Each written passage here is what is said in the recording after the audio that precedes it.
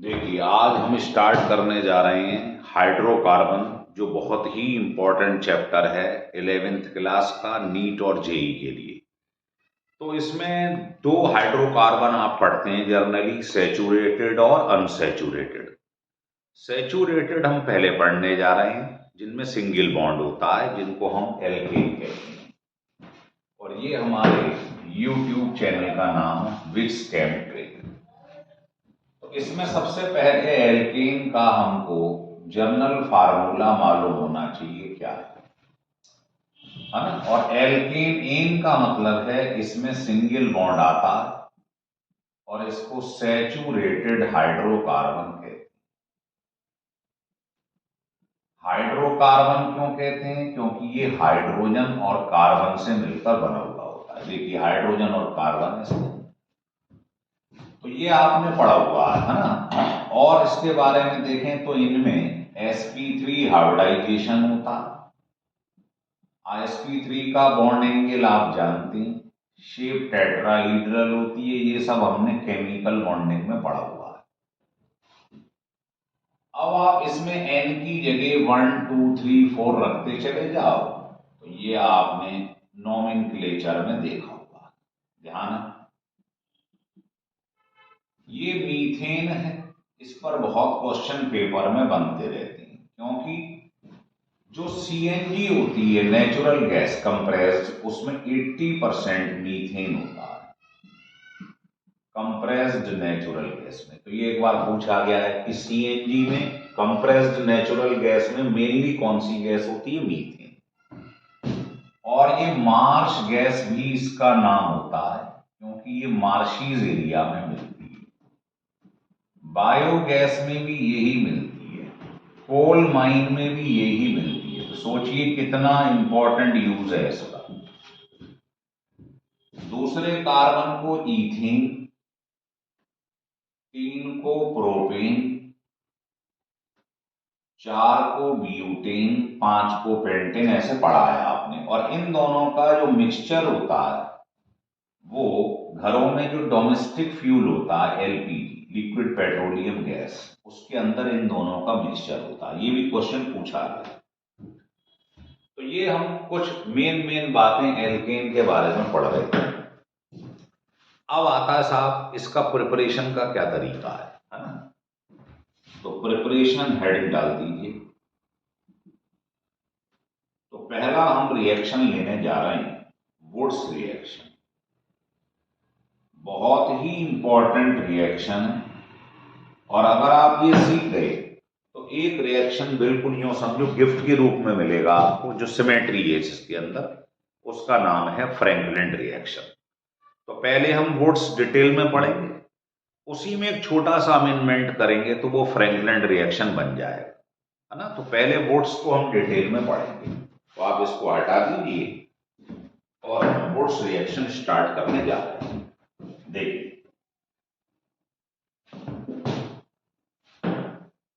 तो पहला इसको बनाने का तरीका है वुड्स रिएक्शन।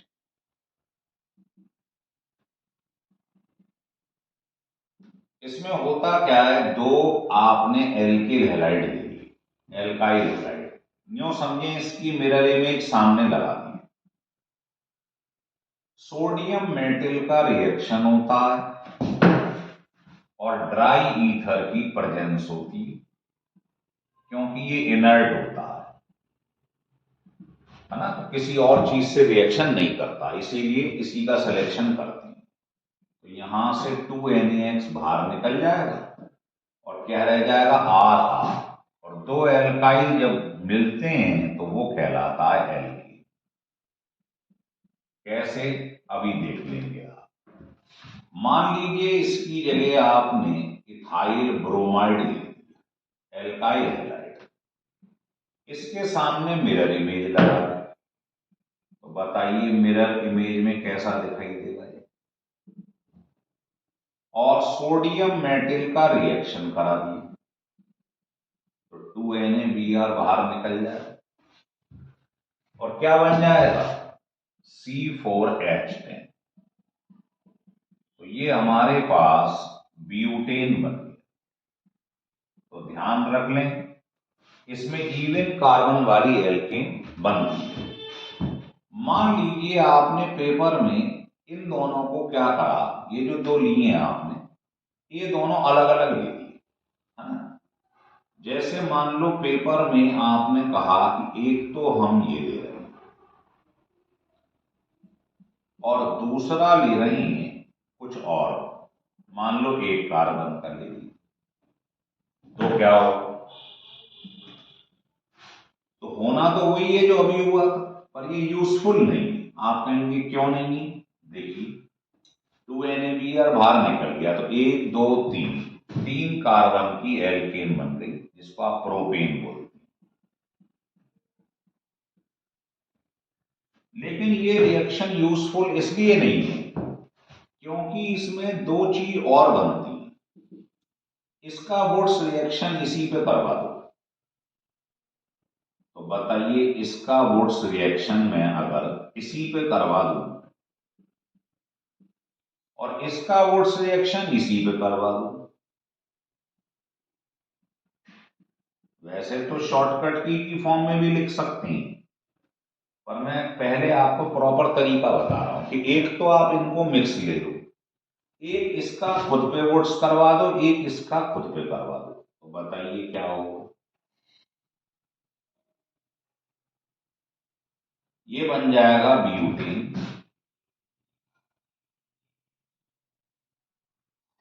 और ये बन जाएगा ईथेन। मतलब ये भी जो है दोनों थोड़ी थोड़ी क्वांटिटी में बन रहे, मेन प्रोडक्ट ये बनेगा लेकिन संग में ये और बनेगा। तो देख रहे हो रिएक्शन के बाद तीन चीज बन रही है, और अगर दोनों सिमिलर थे तो एक ही प्रोडक्ट बना, तो इसका मतलब ये सबसे ज्यादा बनेगा, इसके बनने की प्रोबेबिलिटी ज्यादा है। तो ये वुड्स रिएक्शन यूजफुल तब होता है जब ये दोनों सिमिलर है। अगर डिसिमिलर है तो तीन प्रोडक्ट बनेंगे। क्या करना है, एक तो दोनों को ले लेना है ये वाला, बाकी इसका अपने पे वुड्स करवाओ और इसका अपने पे वुड्स कराओ, तो ये दो चीज और बनती है ना। इसको लिख लो, फिर मैं आपको और रिएक्शन इसके समझाता हूं। जैसे मान लीजिए मैं इसको एग्जाम्पल को थोड़ा बड़ा कर देता हूं, है ना। फिर देखिए पेपर में किसी ने कहा कि आप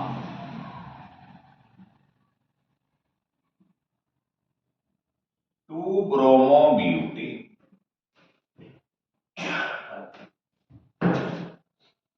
और इसका वुड्स रिएक्शन करवाइए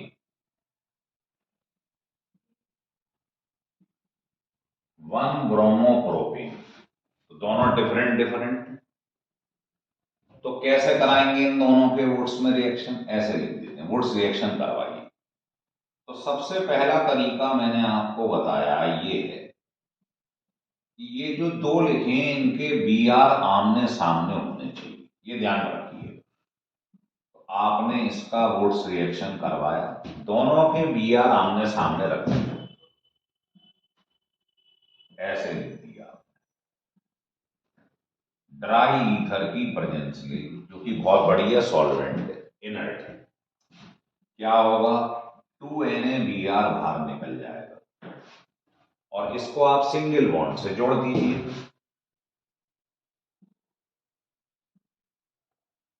तो ये आपका आंसर हो जाएगा। लेकिन अभी आपको एक बात बताई गई थी कि जब दोनों अलग अलग हों रिएक्टेंट, दोनों अलग अलग हों तो तीन प्रोडक्ट बनते हैं। एक तो ये बन गया, फिर क्या करेंगे, इसका इसी पे वुड्स करवाओ और इसका इसी पे वुड्स करवाओ। तो आप बताइए अगर मैं इसका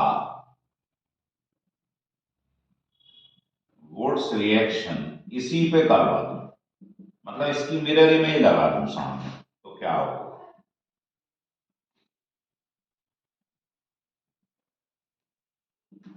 और इसका इसी पे वुड्स करवा दो,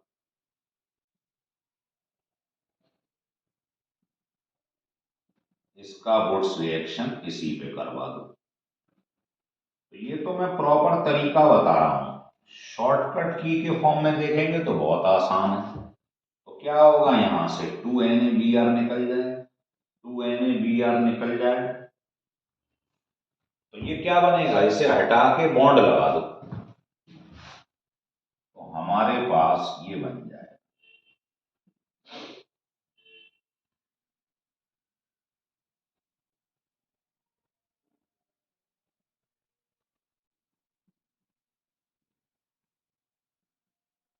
तो ये इसका तरीका है। अब इसे हटाओ, बॉन्ड लगा दो तो सीधे आप लिख सकते हो एन हेक्सेन बन जाए। तो ये 3 प्रोडक्ट बनेंगे। एक तो इन दोनों को लो, शर्त ये दोनों के बी आर आमने सामने रहने चाहिए। फिर इसको डबल कर दो, ये देखो डबल कर दिए, और इसको डबल कर दो, तो ये 3 प्रोडक्ट हमारे पास बनेंगे। तो ये डिफरेंट वाला केस लिया है, इसे लिखो फिर आगे बढ़ती है। अब इसी रिएक्शन को हम शॉर्टकट की के फॉर्म में देखेंगे। देखिए, जैसे हमारे पास ऑब्जेक्टिव क्वेश्चन आ गया और हम नहीं चाहते उसमें इतने समा खर्च किया जाए, तो दोनों डिफरेंट हों तो कुछ मत करो आप। सरल तरीका ये है, बस ध्यान रख लो कि मुझे बी आर आमने सामने लिखना है, तो इसको आप ऐसे लिख लो बस। और इस वाले को भी, है ना, इसका भी बी आर आमने सामने लिखना है। तो एक प्रोडक्ट तो ये हो जाएगा, दोनों बी आर हटा के सिंगल बॉन्ड लगा दो, ये एक तो ये बन गया, एक आंसर हो गया। एक आप क्या करो, इसी के आगे सेम चीज लगा दो। ये जो आपने लिखा है, आप यूं समझो इसी के सामने सिंगल बॉन्ड से यही चीज इसका मिरर इमेज चिपका दो, तो इसकी मिरर इमेज ये बन जाएगी। और एक इसके सामने इसकी मिरर इमेज लगा दो, ये 3 कार्बन, तो इसकी मिरर इमेज क्या बनेगी सामने, यही तो बनेगी, इसकी मिरर इमेज बॉन्ड लगा। मतलब एक तो आपको क्या बी आर हटा के ये लगा दो, एक इसकी मिरर इमेज, देखो इसको बीच में से तोड़ो, इसकी मिरर इमेज है, और इसको बीच में से तोड़ो, इसकी मिरर इमेज, बस ये आंसर आ जाएगा। ठीक है, जैसे मान लो एक क्वेश्चन लिया मैंने, क्वेश्चन ये है, ये दिया हुआ है, कह रहा है बताना वुड्स रिएक्शन करवा दी। यहां ले लिया सोडियम मेटल और ड्राई, प्रोडक्ट बताइए क्या बनेगा।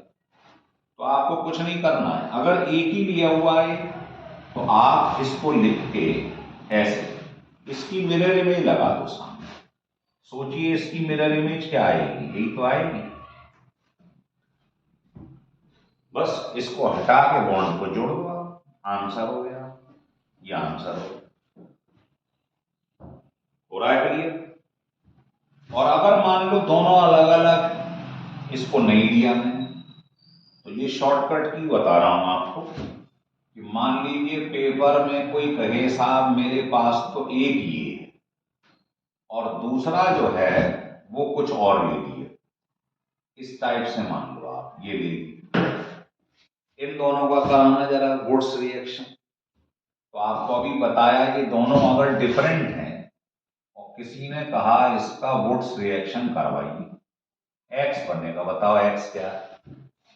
तो हमने क्या शॉर्टकट की बताइए आपको, इसके सामने पहले इसको लिख लो जो अलग अलग है ना, दोनों को लिख लो यहां पर, जैसे ये Cl है और यहां भी इसका Cl सामने रख लो, आप ऐसे कर। अब Cl हटा दो, तो सोचिए Cl हट के बॉन्ड को जोड़ो, तो एक तो आपका आंसर ये आ जाए। इसके अलावा और 2 चीज कौन सी बनेगी, तो बताया इस सेम का इसी के सामने मिरर इमेज लगा दो, तो क्या दिखाई देगी इसकी मिरर इमेज, बताइए, यही तो दिखाई देगी। तो बस बॉन्ड से जोड़ दो इसे, तो आपका आंसर ये आएगा। और एक और कौन सा बनेगा भी आपको बताया, 3 चीज बनती हैं। अब आप इसकी मिरर इमेज ले लो, तो जैसे मान लो ये लिया है ना, इसके सामने इस एक और ले लो, इसको हटा दो, बॉन्ड जोड़ दो, तो बताओ क्या दिखाई देगा, बस ये बन गई। इनको हटा के दोनों को ऐड कर, ये हमारे पास 3 प्रोडक्ट बन गई, ये वाला, ये वाला, ये वाला। तो सिंपल तरीका सीख लो। पहली बात तो दोनों के Cl आमने सामने रख लो, इन्हें हटा के सिंगल बॉन्ड।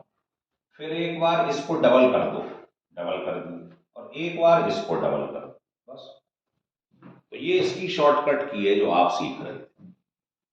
लिख लें। अब देखेंगे इंट्रामॉलिक्यूलर वुड्स रिएक्शन कैसे होता है। ये इस क्वेश्चन जेई में भी पूछा गया है। इंट्रामॉलिक्यूलर वुड्स रिएक्शन, इसमें क्या होता है सुनिए। एक ही मॉलिक्यूल के अंदर, जैसे मैं आपसे कहूं कि मेरे पास ये लिखा हुआ है, यहां Cl है, यहां Br है, या दोनों को सेम भी ले सकते हैं। इसका वुड्स रिएक्शन करवाइए ड्राई ईथर की प्रेजेंस में। क्या होगा, एक NaCl निकल जाएगा। देखो ये टूटेगा तो यहां क्या आ जाएगा, इलेक्ट्रॉन के रिएक्शन के बाद फ्री रेडिकल। अभी मैकेनिज्म में देख लो, ये टूटेगा तो क्या आ जाएगा, ये यहां पॉजिटिव, वो इलेक्ट्रॉन से रिएक्शन करके फ्री रेडिकल। अब एक NaCl बाहर निकल गया, एक NaBr निकल गया।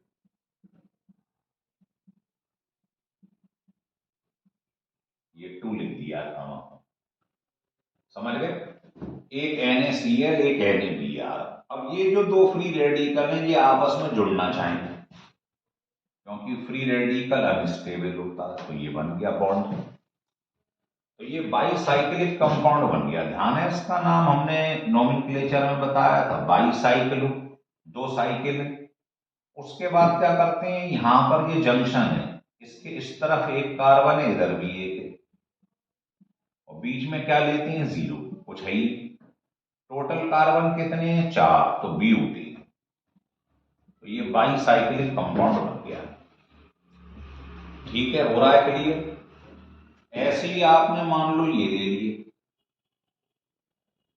यहां ले लिया Cl, यहां ले लिया Cl, और यही करवा दिया वुड्स रिएक्शन। तो सोचिए क्या होगा, इसको ब्रेक कर दो, ब्रेक कर दो, ये फ्री रेडिकल। तो अब क्या होगा, दोनों Na दोनों Cl लेके चले गए, सेम है इसमें, और ये फ्री रेडिकल क्या है, रिएक्टिव है, अनस्टेबल है, तो ये दोनों मिलके बॉन्ड बना देंगे, ये आंसर हो जाएगा। हो रहा है क्लियर। तो अब इसमें देखो ये भी बाईसाइक्लिक कंपाउंड है, तो बाईसाइक्लो। इधर बताओ ये जो जंक्शन है इसके इधर कितने कार्बन है, 2, इधर भी 2, और बीच में क्या लेते हैं, 0, टोटल 6 है, तो क्या हो जाएगा, हेक्सेन।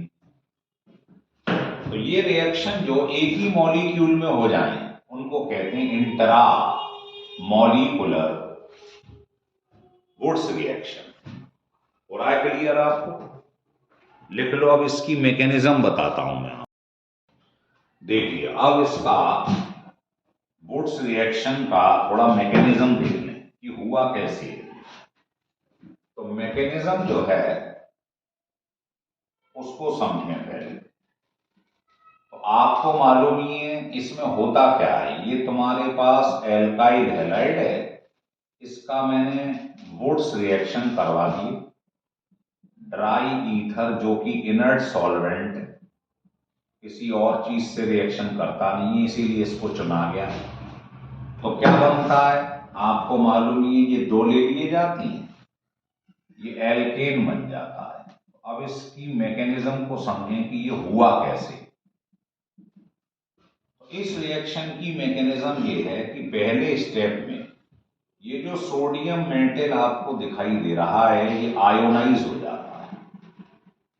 इसमें से ये 2 पॉजिटिव हैं, 2 इलेक्ट्रॉन बाहर निकल जाते हैं। तो सबसे पहले ये मेटल आयोनाइज होता है, और किसका लिबरेशन होता है, इलेक्ट्रॉन।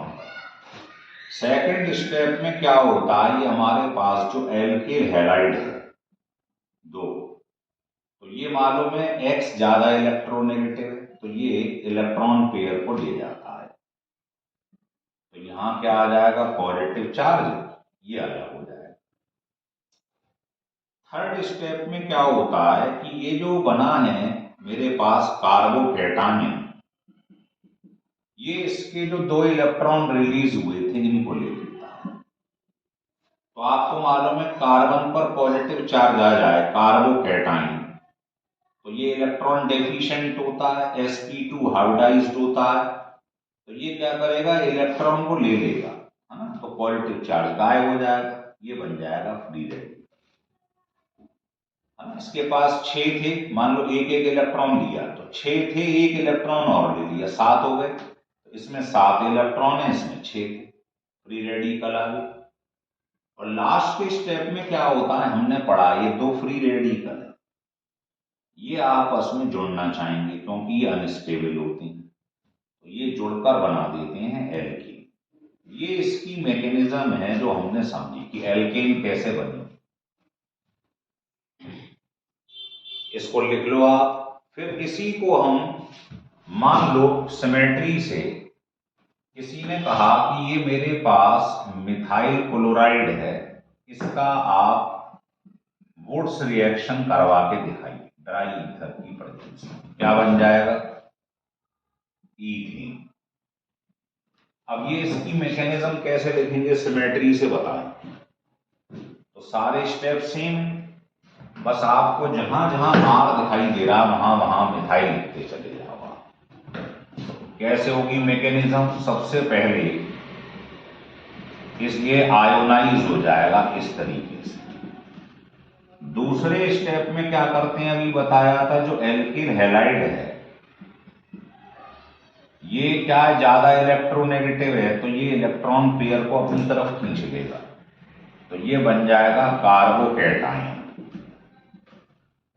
थर्ड स्टेप में क्या होता है, अभी आपको बताया था, जो कार्बोकैटायन बना है, कार्बोकैटायन है ना, इसके बाहर कितने इलेक्ट्रॉन है, 6, तो ये इलेक्ट्रॉन इससे ले लेता है,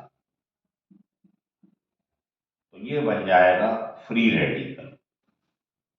और लास्ट स्टेप में ये जो 2 फ्री रेडिकल हैं ये आपस में जुड़ जाएंगे क्योंकि ये होते हैं अनस्टेबल, और बन जाएगा C2H6। तो ये जो C2H6 बना है इसकी ये मैकेनिज्म हो रहा है, क्लियर मैकेनिज्म। तो ये हम जो पढ़ रहे हैं ये वुड्स रिएक्शन, लिख लें इसको।